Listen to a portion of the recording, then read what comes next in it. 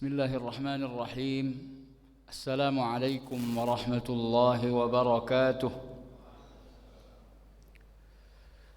الحمد لله رب العالمين، وبه نستعين على أمور الدنيا والدين، والصلاة والسلام على أشرف الأنبياء والمرسلين نبينا محمد وعلى آله وصحبه أجمعين. أما بعد، فقد قال الله سبحانه: يا أيها الذين آمنوا اتقوا الله وقولوا قولا سديدا يصلح لكم أعمالكم ويغفر لكم ذنوبكم ومن يطع الله ورسوله فقد فاز فوزا عظيما. وقال النبي صلى الله عليه وسلم: إياكم والغلو في الدين فإنما أهلك من كان قبلكم الغلو في الدين. صدق الله وصدق الرسول صلى الله عليه وسلم. Kaum muslimin dan muslimat rahimani wa rahimakumullah, alhamdulillah kita memanjatkan puji dan syukur kehadirat Allah Subhanahu wa taala yang telah memudahkan kita untuk berpuasa Tasu'a dan Asyura. Alhamdulillah, segala puji bagi Allah yang telah memanjangkan umur kita sampai bertemu dengan Muharram 1448 Hijriyah. Alhamdulillah, kita diberi istiqomah, kekuatan, taufik dan hidayahnya, sehingga kita bisa melanjutkan kajian kita pada malam yang mulia ini, yang tema besarnya adalah tentang karakteristik akidah Ahlussunnah wal Jamaah. Tentang karakteristik akidah Ahlussunnah wal Jamaah. Beberapa pertemuan yang lalu, karena momentumnya adalah sepulang dari haji, maka kita bahas 3 pertemuan, 3 seri. Judul nilai-nilai akidah dalam ibadah haji. Di pertemuan yang terakhir, bagian yang ketiga, ada 1 poin yang patut untuk dijadikan perhatian, dan alhamdulillah ala kulli hal bisa kita jadikan khusus pembahasannya di pertemuan kali ini, yaitu tentang mewaspadai bahaya ekstremisme dalam beragama. Apa judulnya, Pak, Bu?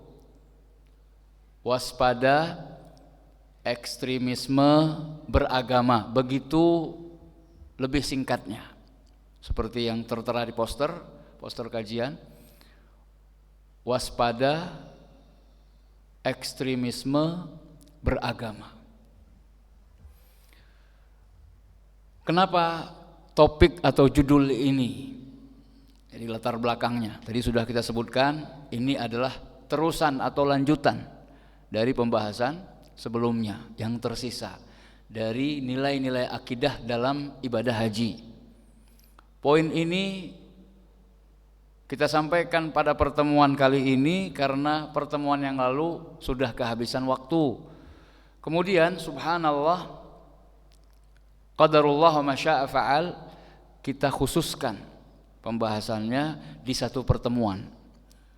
Ini menunjukkan kalau poin ini sangat penting dan krusial, harus dibahas dan mendapat perhatian lebih besar dari kita semua sebagai umat Islam. Karena fenomena belakangan ini, banyak orang yang mengatasnamakan agama padahal agama berlepas diri dari orang tersebut. Banyak orang yang mengklaim ini bagian dari agama padahal di luar dari ayat al-yauma akmaltu lakum dinakum wa atmamtu alaikum ni'mati wa raditu lakumul islam madina. Jadi banyak orang yang mengatasnamakan agama padahal agama tidak pernah mengajarkan hal yang demikian itu. Contoh, orang bernazar untuk terus berdiri di bawah sinar matahari, tidak mau berteduh, tidak mau berlindung. Apakah itu perintah agama? Ternyata tidak. Walaupun dia mengklaim saya melakukannya ikhlas karena Allah, dalam rangka untuk bertakarrub, mendekatkan diri kepada Allah, tapi caranya enggak seperti itu. Buktinya Nabi SAW memerintahkan orang tersebut untuk berteduh. Ketika disampaikan dan kabar itu sampai kepada Nabi SAW, beliau perintahkan kepada si fulan untuk berteduh. Berarti dilarang sama Nabi. Ini yang disebut dengan ekstremisme, berlebih-lebihan, atau dalam bahasa syariat kita al-ghuluw fid din. Ini yang disebut dengan ghuluw. Kita mungkin sering ya mendengar kalimat atau kata, ih kamu gulu, yaitu berlebih-lebihan di dalam sesuatu. Bahasa populernya ekstrim. Dan yang kita maksud dalam kajian kita kali ini adalah bersifat umum. Ekstrim kanan ataupun ekstrim kiri, enggak boleh. Kita harus waspadai bahayanya. Ya, tadi satu contoh. Orang ingin mendekatkan diri kepada Allah, kemudian dia bernazar untuk tidak mau berlindung di bawah naungan apapun. Mau kena sinar matahari terus. Atau saya ingin mendekatkan diri kepada Allah dengan berdiri terus, tidak mau duduk. Atau ada orang yang mengangkat tangan terus selama puluhan tahun, sampai sekarang tangannya sudah kaku karena darahnya sudah tidak mengalir. Ini kemudian diklaim dalam rangka untuk mendekatkan diri kepada Allah. Atau bahkan biar lebih islamik lagi, ada orang begini, Ustadz, boleh enggak saya nazar untuk mengangkatkan tangan saya ke atas sambil mensyiarkan tauhid? Masalahnya adalah Nabi memerintahkan atau tidak? Jadi kemana-mana angkat tangan terus, nggak bisa bawa motor.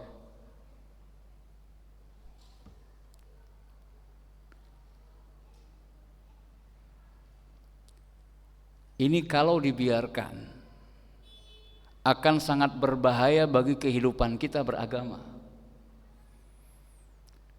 Kenapa? Karena berarti pendekatan diri kepada Allah Subhanahu wa taala itu tidak diatur di dalam agama yang mulia ini. Boleh diserahkan kepada masing-masing untuk menjalankan takarrub, pendekatan diri kepada Allah Subhanahu wa taala. Lebih bahaya lagi adalah yang dulunya adalah agama, gara-gara ekstremisme sudah tidak lagi dianggap sebagai bagian dari agama. Karena yang mereka anggap sebagai agama adalah sikap ekstrim mereka itu. Contoh pertemuan terakhir kita bahas tentang mengambil nilai akidah di dalam cukur rambut. Sampai ulama membagi cukur rambut jadi 4 bagian, 4 macam. Ada cukur manasik, cukur ibadah, yaitu al-halqu awit taqsir, cukur rambut sampai pelontos, sampai gundul, dalam rangka ibadah haji atau umroh. Ini berpahala, bahkan mendapat doa ampunan dari Rasulullah SAW sebanyak 3 kali bagi yang gundul.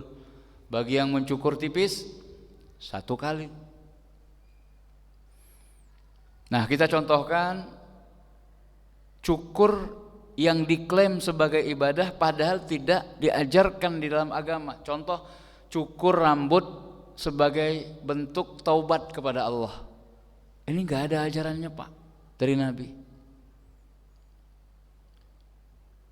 Dalilnya kisah taubatnya Ka'ab bin Malik radhiyallahu anhu pada saat dia tidak ikut perang Tabuk. Kisahnya ada di surat At-Taubah. Apakah di sana ada perintah dari Nabi SAW, cukur rambutmu sebagai bentuk syiar taubat kepada Allah? Enggak ada, Pak. Dan kisah taubat paling fenomenal dan diabadikan dalam Al-Quran adalah kisah taubatnya Ka'ab bin Malik ini. Selama kurang lebih 40 hari dia diboikot oleh kaum muslimin berdasarkan perintah Nabi SAW. Tidak ditegur sapa, tidak mengucapkan salam atau menjawab salamnya. Istrinya dipindahkan rumahnya ke rumah orang tuanya, jadi tidak diceraikan. Bahkan sahabat terdekatnya sendiri tidak mau berbicara karena perintah Nabi SAW, diboikot. Sampai terasa bumi ini terasa sempit sekali baginya. Terus datang utusan dari Malik Ghassasinah untuk menyampaikan, jadi orang Arab yang menjadi kaki tangan Romawi.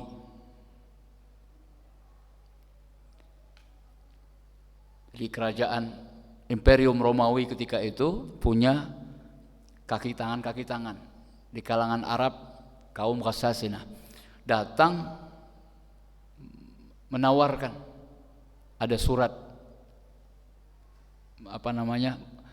untuk bergabung ke Romawi. Kemudian singkat cerita, surat itu dibakar.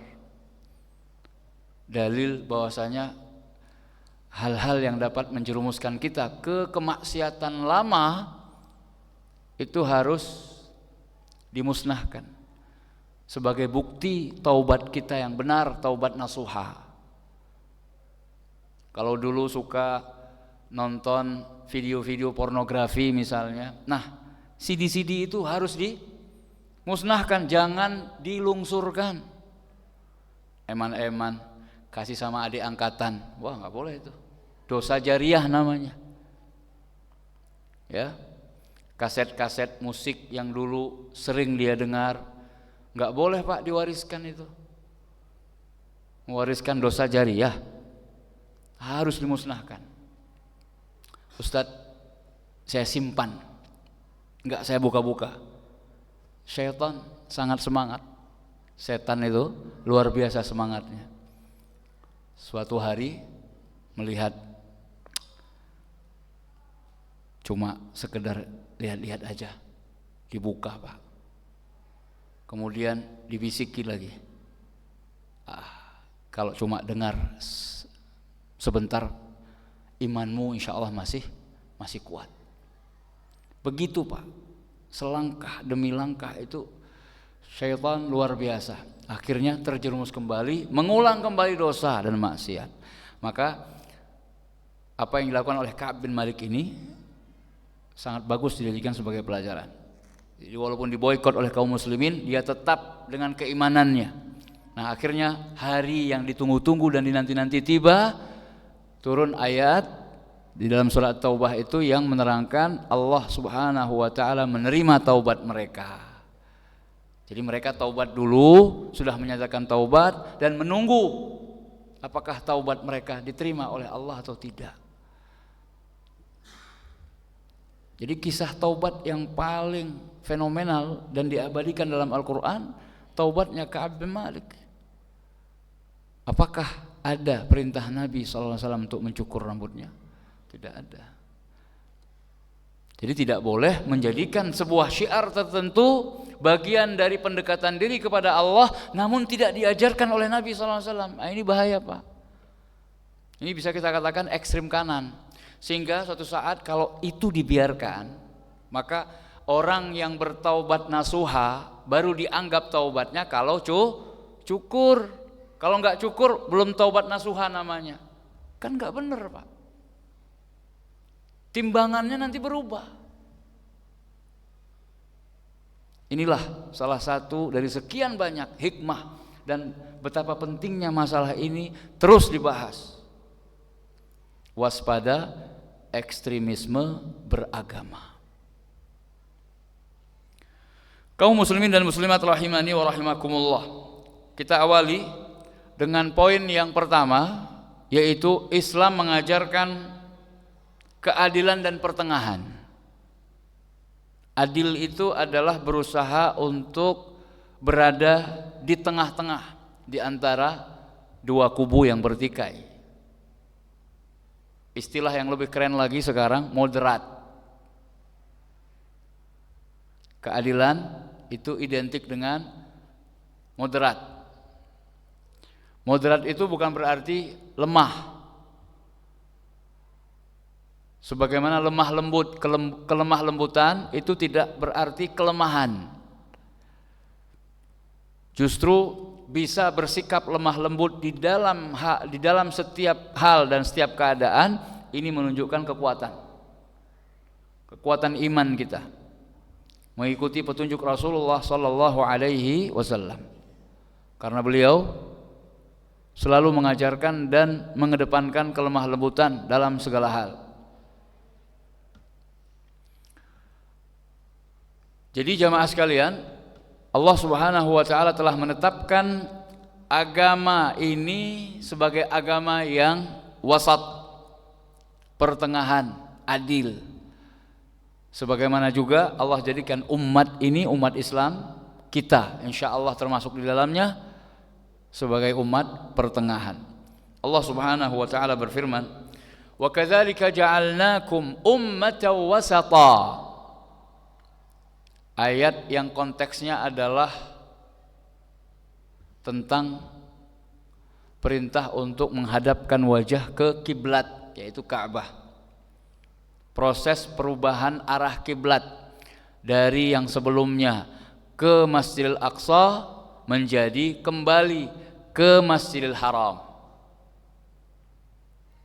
Setelah Allah Subhanahu wa taala memerintahkan untuk memalingkan wajah kaum muslimin ketika itu di Madinah dari yang awalnya ke utara menjadi ke selatan, yaitu ke arah Ka'bah, maka Allah turunkan firman-Nya, wa kadzalika ja'alnakum ummatan wasata, dan demikian pula kami menjadikan kalian sebagai umat pertengahan, sebagaimana Ka'bah sebagai kiblat juga ternyata berada di tengah-tengah.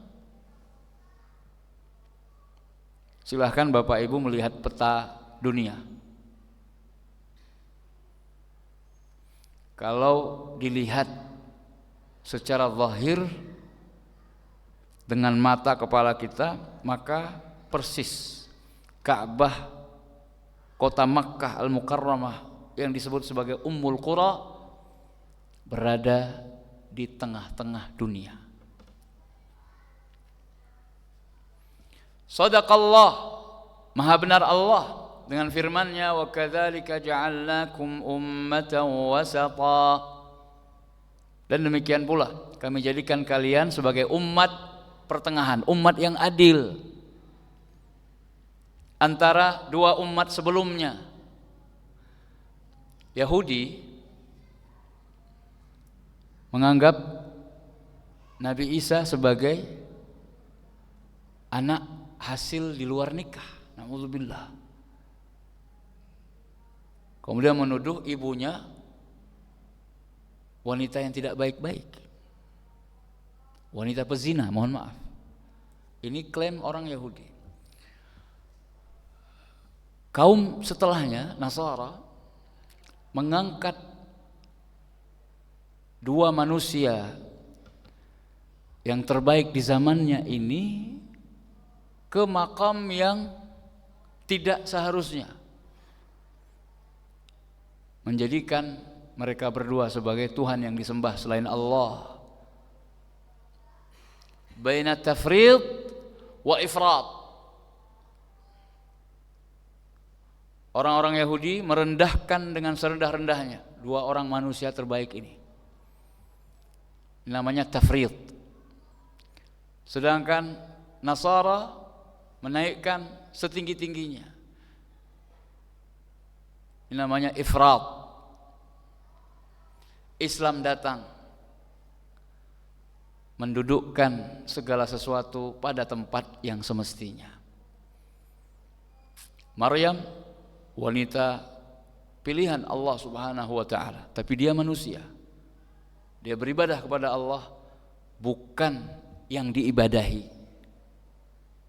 Begitu pula dengan anaknya Isa, putra Maryam, adalah manusia terbaik di zamannya, diangkat oleh Allah Subhanahu wa taala menjadi nabi pilihan.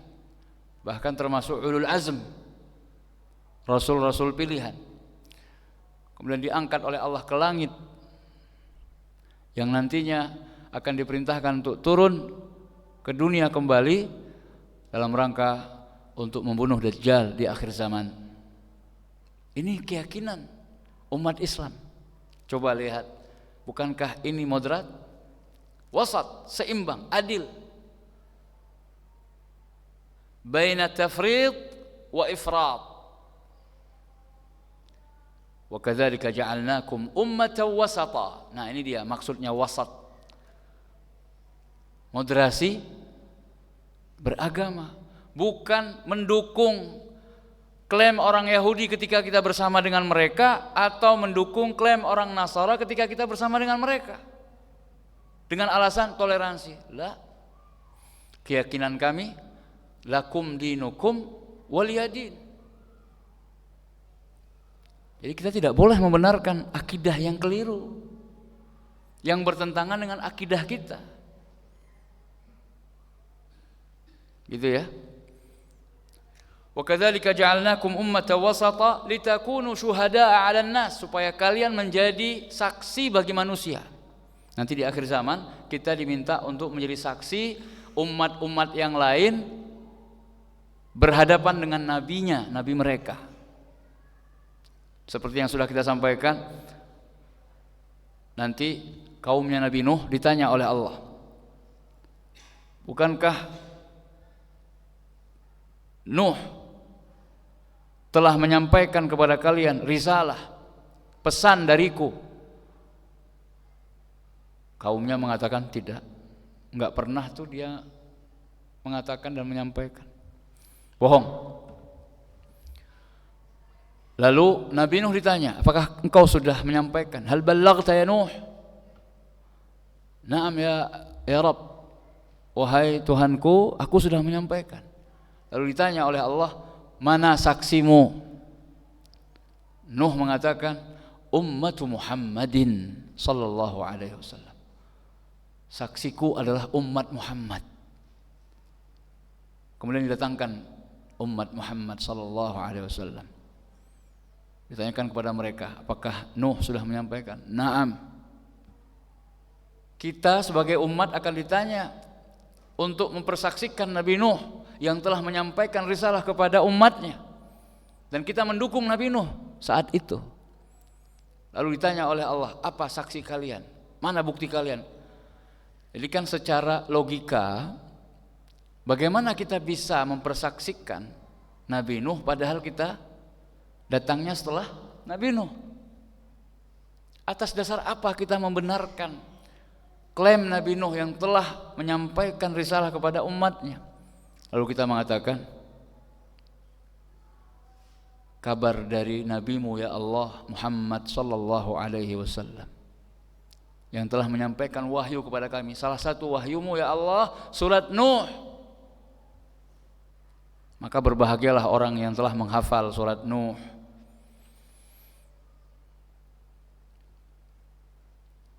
Dan ini pembenaran terhadap firman Allah, wa yakunar rasulu alaikum syahida. Kalau kalian wahai umat Muhammad sebagai saksi atas umat-umat sebelum kalian, maka Rasul itu yaitu Muhammad sallallahu alaihi wasallam akan menjadi saksi bagi kalian. Jadi kalau sudah dipersaksikan oleh umat Nabi Muhammad sallallahu alaihi wasallam, lalu dipersaksikan lagi oleh Rasul sallallahu alaihi wasallam sendiri, maka sudah semakin kuat. Umat pertengahan Jadi kita tidak ekstrim kanan maupun ekstrim kiri. Karena Islam menolak dua kubu ekstrim ini. Tadi seperti yang sudah kita sampaikan, tafrid itu merendahkan, menyepelekan. Farrata yufarritu tafritan, menyepelekan, meremehkan. Dan juga kubu ekstrim lainnya yaitu ifrat. Afrata yufritu ifratan, berlebih-lebihan. Kalau memuji berlebih-lebihan, ini namanya ifrat. Nabi SAW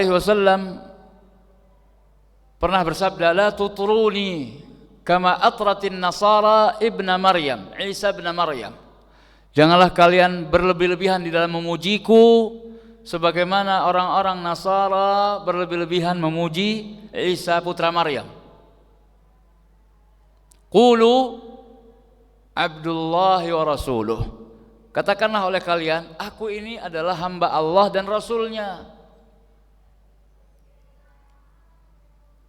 Jadi karena Rasul Nabi kita Muhammad SAW adalah hamba Allah, maka tidak berhak untuk diibadahi. Jangan dijadikan Nabi Muhammad SAW sebagai tujuan peribadatan kita. Kita meminta kepada Nabi, enggak, bukan itu. Tapi mintalah kepada Allah. Rasul adalah hamba Allah dan utusannya. Kalau Nabi Muhammad SAW adalah utusan Allah, maka kewajiban kita adalah mengikuti perintah Rasulullah SAW. Bagaimana tata cara ibadah kita, begitu. Tidak boleh didustakan.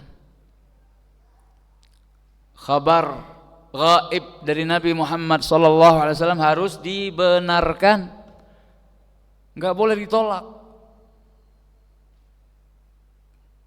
Konsekuensi beliau sebagai Rasul. Jadi tadi seimbang ya. Konsekuensi Nabi sebagai hamba Allah berarti dia manusia biasa yang juga sama seperti kita menyembah Allah. Maka nggak boleh disembah. Rasul nggak boleh disembah, nggak boleh diibadahi. Maka jangan jadikan kuburan Rasul sebagai sesembahan selain Allah. Loh, maksudnya gimana Ustaz? Nabi SAW, la taj'alu qabri 'idan, pernah bersabda, janganlah kalian menjadikan kuburanku sebagai 'id, sesuatu yang dikunjungi secara berkala untuk dimintai. Untuk dimintai, berdoa kepada Rasul, menghadap kepada kuburan Rasul. Padahal perintah Allah Subhanahu wa taala, hadapkan wajahmu ke kiblat Ka'bah. Jadi kebanyakan orang kalau lewat untuk mengucapkan salam kepada Rasulullah SAW di dekat kuburan beliau, lalu setelah keluar dari tempat atau jalur itu, orang tidak menghadapkan wajahnya ke kiblat, tapi menghadapkan wajahnya ke kuburan Nabi terus berdoa.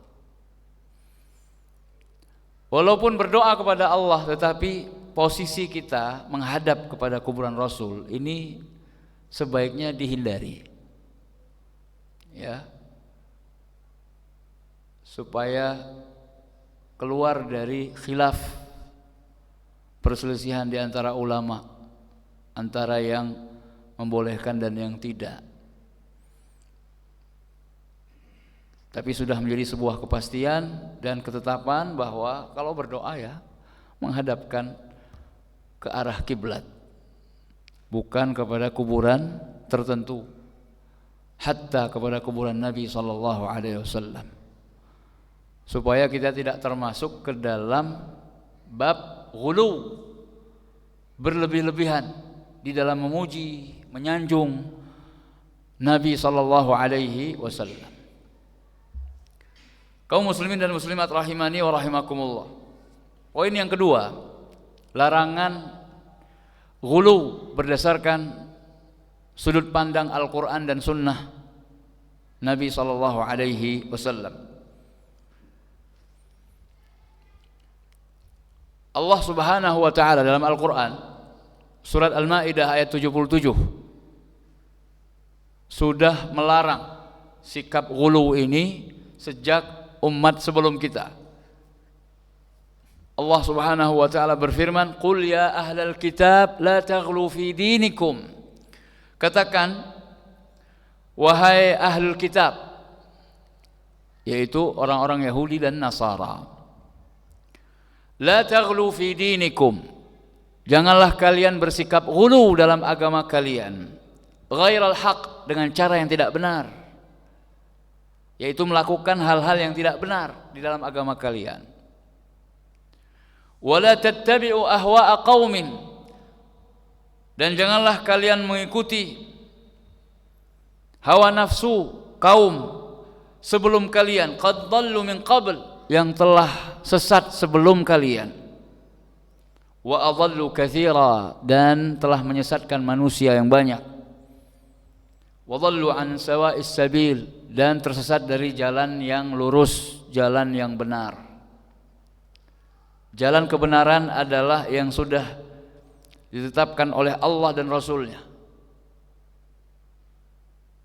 Ketika orang mengambil jalan ke kanan dan ke kiri dari jalan kebenaran tersebut yang lurus, maka itulah sifat dan sikap ekstrim di dalam beragama, menyimpang dari jalan yang seharusnya. Ini harus kita waspadai. Kemudian Nabi SAW telah bersabda seperti yang sudah kita sebutkan atau nukilkan dalam muqaddimah. Rasul SAW mengatakan, iyyakum wal ghuluw fid din. Berhati-hatilah kalian dari sikap berlebih-lebihan di dalam agama.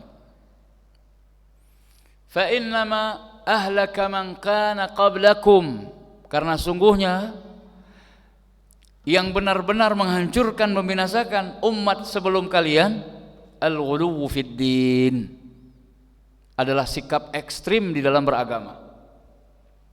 Innama, ini adalah metode pembatasan. Kalau orang Arab mengatakan innama, berarti hanya itu saja sebabnya, atau sebab yang paling besar. Innama ahlaka man kana qablakum, sesungguhnya hanya saja yang membinasakan umat sebelum kalian, al-ghuluw fid din, karena sikap ekstremisme yang mereka miliki dalam agama. Bersikap berlebih-lebihan di dalam praktekkan agama ini termasuk yang dilarang, termasuk hal yang terlarang. Maka jauhilah, maka tinggalkanlah, kembali kepada jalan yang seharusnya, yaitu yang telah ditetapkan oleh Allah Subhanahu wa taala dalam Al-Qur'an maupun yang telah ditunjukkan oleh Nabi kita Muhammad sallallahu alaihi wasallam dalam hadis-hadisnya. Kemudian berikutnya kaum muslimin dan muslimat rahimakumullah, poin yang ketiga yang ada kaitannya dengan manasik haji. Di antara pelajaran terbesar ibadah haji, ibadah haji itu mengajarkan kepada kita tentang bahayanya ekstremisme di dalam agama. Dalam hadis yang diriwayatkan oleh Imam Ahmad, Ibnu Majah dan An-Nasa'i, dan derajat hadis ini sahih, yaitu ketika Ibnu Abbas yang ikut serta di dalam haji bersama Rasul sallallahu alaihi wasallam tahun 10 Hijriah, diperintahkan oleh Nabi Ghadatul Aqabah. Begitu keterangan dalam hadisnya, yaitu pada waktu pagi saat Nabi sallallahu alaihi wasallam akan melempar jamrah Aqabah. Maka disebutkan Ghadatul Aqabah, pagi hari di mana Nabi akan melempar jamrah Aqabah. Hari apakah itu? Coba siapa yang tahu tunjuk tangan. Hari tanggal berapakah itu? Hari di mana Nabi melempar jamrah Aqabah. Hari di mana kaum muslimin itu menyembelih korbannya. Tunjuk tangan. Adik-adik. Mas, tanggal berapa Mas? Mas Heri. Tadi sepertinya suaranya Mas Heri. Siapa yang tahu? Ghadatul Aqabah. Hari di mana Nabi melempar jamrah Aqabah. Tanggal berapakah itu dalam manasik haji? Saya sudah kasih clue-nya. Hari di mana kaum muslimin menyembelih korbannya. Kita nyembelih korban hari apa? Hari raya Idul Adha. Tanggal berapakah Idul Adha? Hah? Tunjuk tangan. Ayo, siapa? Supaya saya kasih hadiah. Mas. Iya. Kamu. Iya, tanggal berapa? Tanggal berapa, Mas? 10 bulan Zulhijjah. Betul sekali. Sini Mas, ambil hadiahnya. Masya Allah. Ayo. Masya Allah. Ya, nggak apa-apa, nggak usah dilipat. Barakallah fiik. Ya, wa iyyak. Ya, betul ya, 10 Zulhijjah.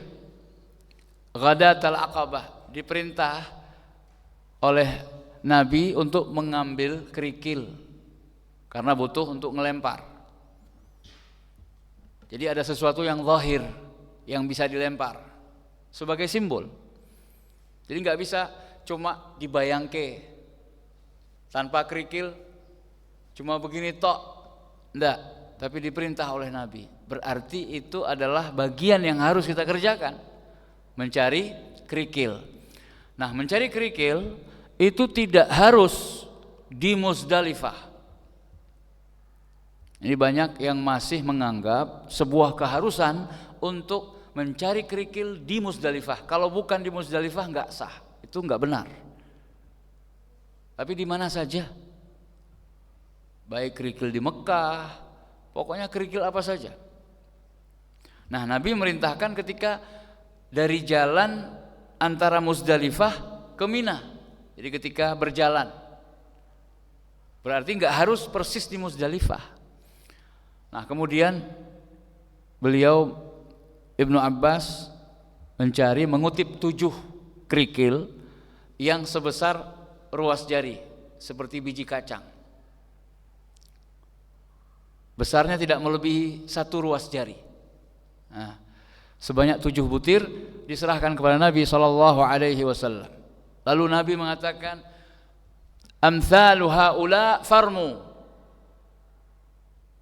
Sebesar inilah kalian cari untuk melempar jamrah. Kemudian Nabi mengatakan, wa iyyakum wal ghulu. Nah, ini dia asbabul wurud. Kenapa hadis ini tentang larangan ekstremisme dalam agama muncul? Salah satunya adalah Nabi menjelaskan dalam ukuran batu kerikil yang akan digunakan untuk pelemparan jamrah saja, Nabi mengingatkan, hei umatnya Muhammad. Jadi seakan-akan seperti itu, kalian jangan ghulu ya. Amthalu haula farmu. Semisal inilah batu kerikil yang diinginkan untuk dilemparkan. Jangan hajar, jangan sebesar yang disebut batu. Makanya orang Arab itu membedakan batu besar dengan batu kecil, itu bahasa Arabnya beda. Kalau yang biasa kita sebut dengan hajar batu, itu seperti segenggam tangan kita minimal ukurannya. Jadi nggak boleh ketika melempar jamarat, melempar jumrah itu pakai yang sebesar batu, segede gaban. Ada orang yang mengatakan, Ustadz, kalau enggak besar, setannya kurang greget. Karena ada yang masih menganggap bahwa melempar jumroh itu melempar setan. Bahkan di kalangan orang Arab sendiri sekarang itu banyak yang mengatakan, mau kemana? Rujumus syayatin. Saya ingin melempar setan, katanya begitu. Rujumus syaitan. Itu keliru. Dulu pada saat Nabi Ibrahim melakukannya, betul melempar syaitan, karena menggoda Nabi Ibrahim untuk tidak mau melaksanakan perintah Allah menyembelih anaknya. Maka dilempar dengan sekuat tenaga, karena memang setan itu waktu menggoda Nabi Ibrahim berbentuk. Nah sekarang ketika melempar jamrah itu sudah menjadi syariat Nabi Muhammad Sallallahu Alaihi Wasallam, kita ikut Nabi Ibrahim atau Nabi Muhammad? Itu pertanyaannya. Dalam rangka supaya kita tidak terjatuh ke dalam ekstremisme beragama. Tolong jawab pertanyaan itu. Dalam hal melempar jamrah, kita ikut Nabi Muhammad Sallallahu Alaihi Wasallam, walaupun yang pertama sekali melakukannya adalah Nabi Ibrahim. Tapi ketika sudah menjadi syariat Nabi Muhammad, yang kita ikuti adalah tata cara Nabi Muhammad Sallallahu Alaihi Wasallam. Beliau bersabda, "Khudhu anni manasikakum." Ambillah dari kalian tata cara manasik kalian. Melempar jamrah termasuk tata cara manasik. Nah, bagaimana Nabi melemparnya?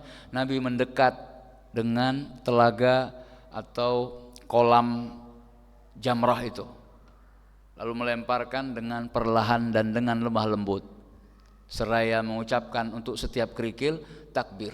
Yang pertama beliau katakan Bismillah, Allahu Akbar, Allahu Akbar, Allahu Akbar.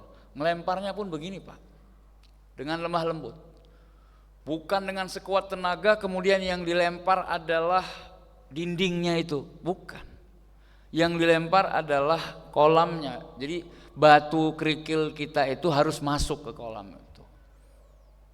Ya, dan saya masih melihat ada juga orang yang melempar dengan sekuat tenaga walaupun sudah dekat dengan kolam tadi. Keliru. Tetapi yang benar adalah mengikuti cara Nabi SAW dengan penuh kelembutan. Karena yang paling penting ketika itu adalah iqamatu zikrillah, menegakkan zikrullah. Jadi bukan ambil ancang-ancang kemudian ada awalannya breng. Itu Pak, kalau yang digunakan untuk melempar itu ukurannya misalnya besar ya, segenggam tangan, terus salah melempar dengan kekuatan yang membabi buta seperti itu apa enggak cedera itu orang kalau kena batu segede itu dilempar? Itu membahayakan. Inilah salah satu bahaya, dan kita harus waspada dari sikap ekstremisme beragama, karena bisa melukai saudara kita sendiri. Ini dalam hal ibadah tadi. Dalam hal vonis memvonis, berawal dari apakah orang yang suka mengkafir-kafirkan kaum muslimin? Sikap ekstrim dalam beragama, sehingga mudah untuk mengkafir-kafirkan orang.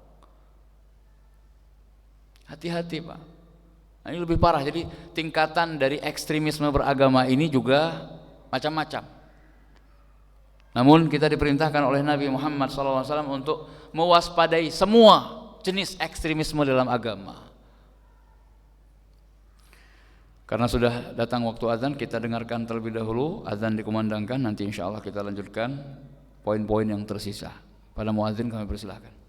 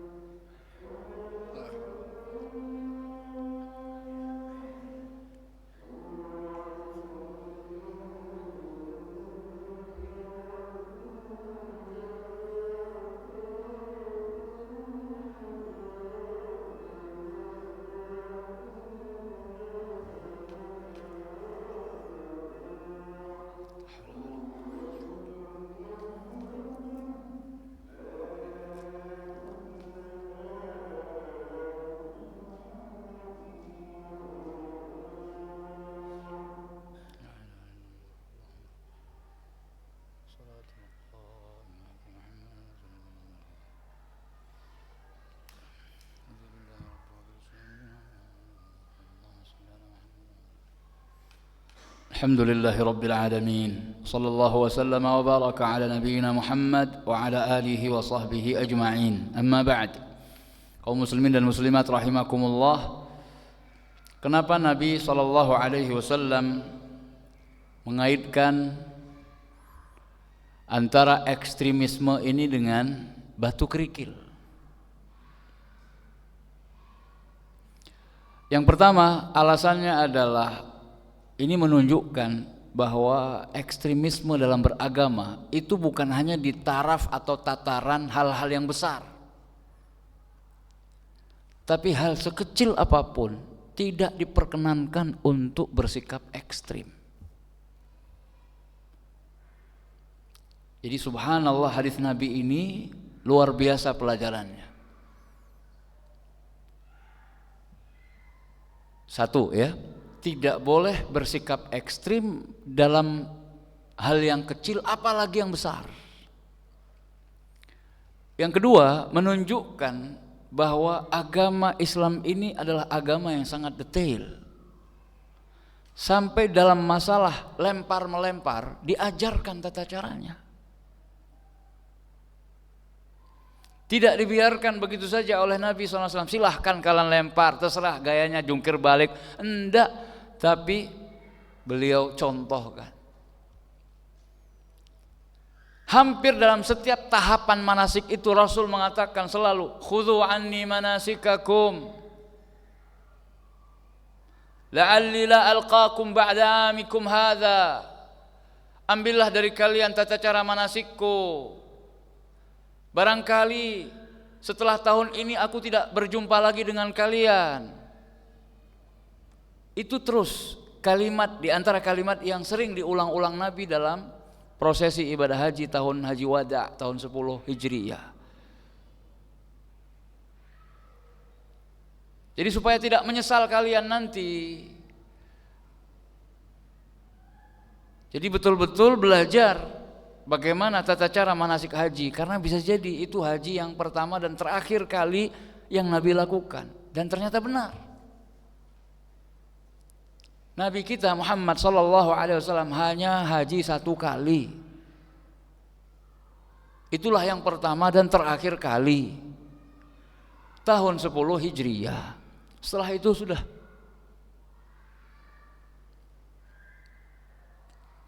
Oleh karenanya para ulama menjadikan setiap hadis Nabi sallallahu alaihi wasallam atau peristiwa yang terjadi pada saat Haji Wada itu sebagai patokan. Dijadikan sebagai alat untuk mentarjih. Karena itulah yang terakhir terjadi di masa hidup Nabi.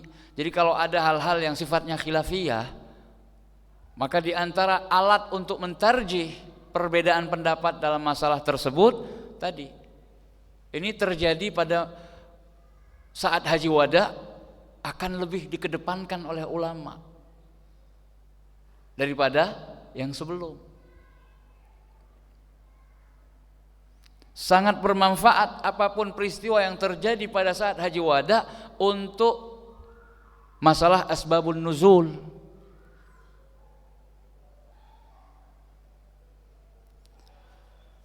Kaum muslimin dan muslimat rahimani wa rahimakumullah.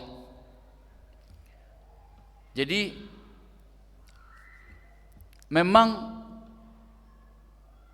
melempar jamrah adalah simbol perlawanan terhadap syaitan. Kita tidak menafikan hal itu. Simbol. Tetapi caranya harus sesuai dengan tuntunan Nabi. Simbol perlawanan. Kita melempar syaitan. Tapi caranya ikut Nabi Muhammad sallallahu alaihi wasallam. Karena ada orang yang merasa paling semangat atau paling marah dengan setan, maka dia mengambil batu yang paling besar atau bongkahan yang paling besar, bahkan ada yang melempar pakai sendal atau sepatu. Ini menyimpang dan ini ekstrim. Tidak diperkenankan dalam agama kita. Enggak sah, harus diulang itu melempar jamrahnya kalau dia lempar pakai sepatu. Nabi menyuruh melempar pakai hasad ke hasayat, bukan pakai hiza.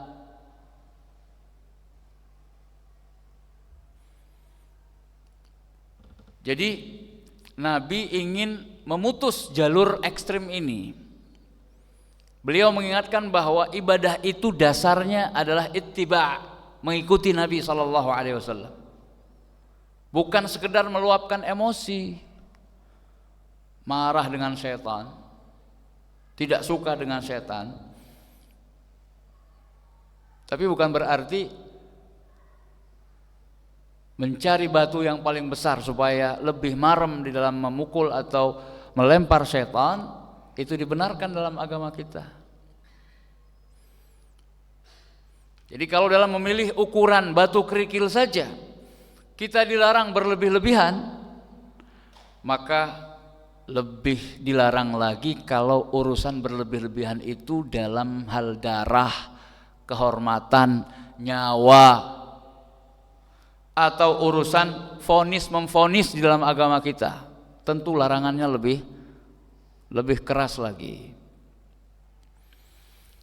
Kemudian poin terakhir, Bapak Ibu kaum muslimin dan muslimat rahimani wa rahimakumullah, tentang tema ini, waspada ekstremisme beragama. Bagaimana pandangan ulama kita? Apa komentar mereka tentang sikap ekstrim dalam beragama? Saya ambil beberapa pandangan ulama.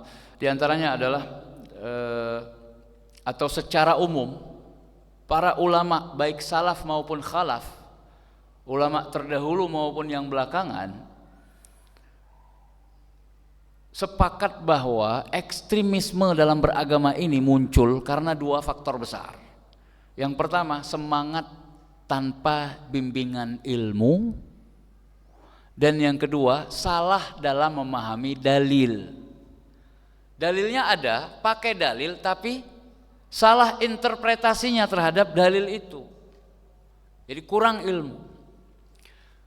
Semangat tanpa ilmu dan gagal paham di dalam memahami dalil.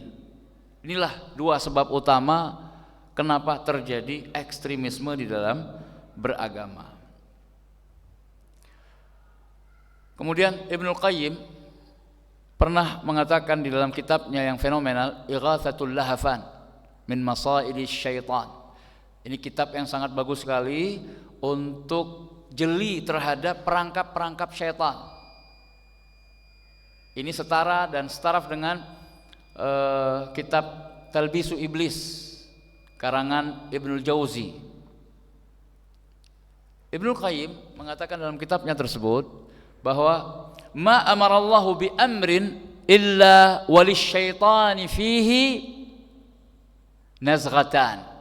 Tidaklah Allah memerintahkan suatu hal melainkan bagi syaitan di dalamnya ada dua jalur penyesatan. Imma ila tafrid wa imma ila ifrat. Bisa dengan jalur tafrid, tadi meremehkan perintah tersebut, atau ifrat, berlebih-lebihan di dalam melaksanakan perintah tadi. Jadi dibisikkan ke dalam hati seorang muslim untuk meremehkan perintah tadi. Cuma sunnah, akhirnya apa? Ditinggalkan. Ketahuilah itu perangkap syaitan. Tinggal tergantung setan itu mengendus dulu dia. Dia bisa menilai dan menganalisa, ini orang lebih cenderung kekuatan yang mana nih? Kekuatan meremehkan syariat atau kekuatan berlebih-lebihan di dalam syariat? Dia akan pakai salah satu dari jalur itu, wala yubali bi ayyihima dhafar. Dan setan enggak peduli dia berhasil menggoda manusia itu lewat jalur tafrid atau jalur ifrat tadi. Yang penting sesat. Udah. Mau cara sesatnya adalah dengan meremehkan perintah Allah tadi sehingga dia tinggalkan, tidak dikerjakan, atau ifrat, berlebih-lebihan. Contoh, ini kalau sholat cuma subuh 2 rakaat nggak mantep, kamu buat 3 rakaat. Mudah-mudahan kamu menjadi bapak sholat subuh 3 rakaat. Jadi ingin dapat apa? Pengakuan manusia kalau dia menemukan inovasi terbaru dalam agama ini, sholat subuh 3 rakaat. Itu ifrat, berlebih-lebihan di dalam beragama, ghulu, ekstrim, tidak bisa diterima Pak. Oh kalau itu jelas Ustaz, masa subuh 3 rakaat. Yang lain, kalau Nabi SAW sudah membatasi puasa sunnah yang terbanyak itu adalah puasa Daud, sehari puasa sehari tidak. Maka kemudian datang orang sekarang mengatakan Nabi sudah dijamin oleh Allah masuk surga, makanya maksimal puasa sunnahnya beliau puasa Daud. Kita belum ada jaminan masuk surga. Ya sudah kalau gitu bulan Muharram ini sebulan penuh puasa. Jangan cuma Asyura, atau paling hebat, paling merasa wah Tasu'a sama Asyura kemudian 11-nya juga puasa, sudah hebat. Sekalian 1 bulan penuh puasa Muharram, puasa sunnah. Ini ekstrim Pak, termasuk larangan Nabi SAW.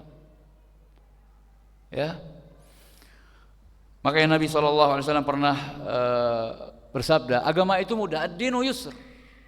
Agama itu mudah, tetapi jangan bermudah-mudahan. Sudah boleh qasar, boleh jamak, mau menjamak hal-hal yang tidak boleh dijamak. Zuhur sama asar, maghrib sama isya. Nah ini mau jamak isya sama subuh, boleh Pak? Enggak boleh, buat aturan sendiri.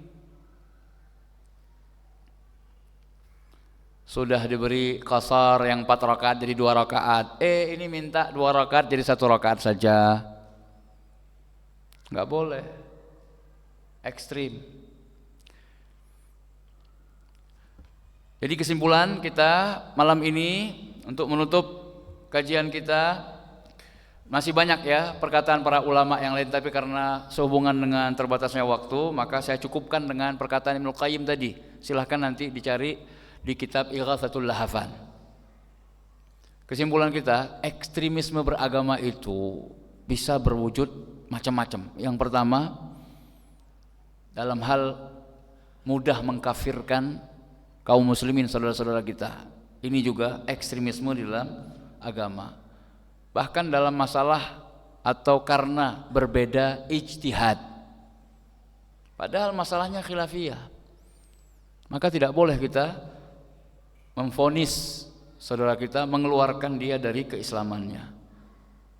Kemudian bisa juga berwujud merasa paling suci sehingga memandang rendah orang lain. Kita seakan-akan suci dari dosa, orang lain berlumuran dengan dosa. Ini juga ekstrim beragama, tidak boleh. Tapi yang seharusnya adalah kita menganggap diri kita yang paling banyak dosanya di antara teman-teman dan saudara-saudara kita, supaya kita tidak sombong. Akhirnya kita hanya fokus untuk membersihkan diri kita, karena kita lah sekarang yang paling banyak dosanya nih. Orang lain nggak tahu sebanyak apa dosa yang kita pikul. Maka sibukkan dengan diri kita, jangan sibuk ngurusi dosa orang lain. Kemudian termasuk ekstremisme dalam beragama adalah memaksakan sesuatu yang sunnah. Puasa Asyura sunnah, lalu ada orang yang mengatakan, bahkan menjadikan itu sebagai barometer. Orang itu ahlu sunnah wal jamaah kalau puasa Asyura. Berarti kalau yang nggak puasa Asyura bukan ahlu sunnah? Nggak boleh Pak.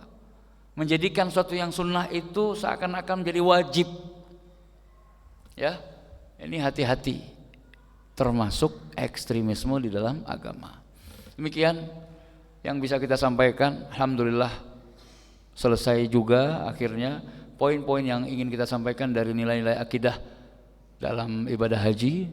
Yang terakhir yaitu poin malam ini, yaitu waspada ekstremisme beragama. Mudah-mudahan kita dijaga oleh Allah Subhanahu wa taala dari sikap ekstrim, baik ekstrim kanan maupun ekstrim kiri ya.